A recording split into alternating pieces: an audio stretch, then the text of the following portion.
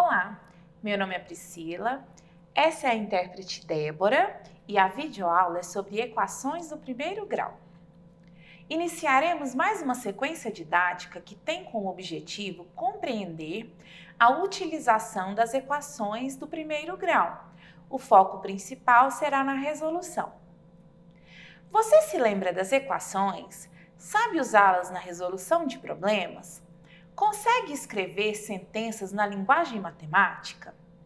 O que é uma equação de primeiro grau? Uma equação de primeiro grau pode ser escrita na forma reduzida, ax mais b igual a zero, em que x representa a incógnita, ou seja, o valor desconhecido, e a e b são números racionais, onde a é diferente de zero. O número que multiplica a incógnita x é chamado de coeficiente da incógnita. O termo que aparece sem incógnita é o termo independente. Por exemplo, 2y menos 4 igual a zero é uma equação do primeiro grau. 2a igual a zero também e x mais 6 igual a zero. E onde usamos as equações?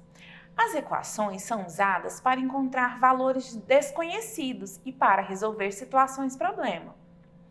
Por exemplo, a soma das idades de Pedro e Arthur é 32 anos. A idade de Arthur é 15 anos. Então responda. A. Use a letra x para representar a idade de Pedro e escreva a equação referente a essa situação. B. Resolva esta equação. Então, a equação será x mais 15 igual a 32. Por quê? X representa a idade de Pedro, ou seja, o valor desconhecido. 15 é a idade de Arthur, que foi revelada na pergunta. E 32 é a soma das idades. Como é soma, usamos o sinal de mais. Resolvendo essa equação, x mais 15 igual a 32. Eu quero que o x fique sozinho antes do igual, então eu tenho que eliminar este mais 15. Como?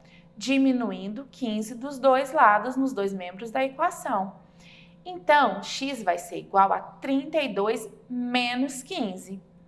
Resolvendo 32 menos 15, x igual a 17.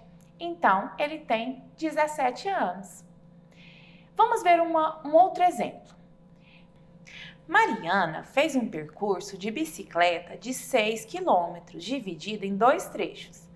No primeiro trecho, ela percorreu alguns quilômetros e no outro percorreu o dobro do que havia percorrido no trecho anterior. Quantos quilômetros ela percorreu em cada trecho? Resolva essa situação usando uma equação.